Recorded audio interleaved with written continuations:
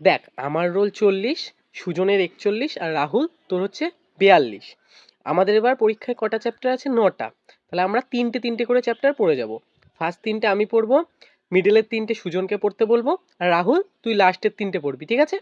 তাহলে আমাদের সিলেবাস আরামসে কমপ্লিট হয়ে যাবে। এখনো 2 দিন টাইম আছে পরীক্ষার, আরামসে সিলেবাস কমপ্লিট। আরে ভাই, প্ল্যানিং দেখে তো মনে হচ্ছে এবার আমরাই টপ করব, কেউ আমাদের আটকাতে পারবে না। টপার বিশ্বজিৎকে এবার দেখিয়ে দেবো।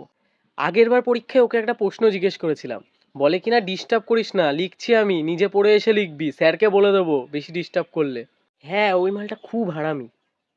দাঁড়া, ওকে ওপেন চ্যালেঞ্জ দেবো।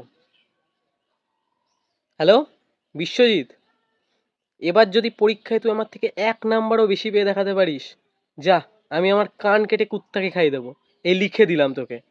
পরীক্ষার দিন এই ঘরে 1 থেকে 41 রোল অবধি বসবে, আর 40 রোল যার সে একদম ফার্স্ট বেঞ্চে বসবে, আর 41 রোল যার সে একদম লাস্ট বেঞ্চে বসবে।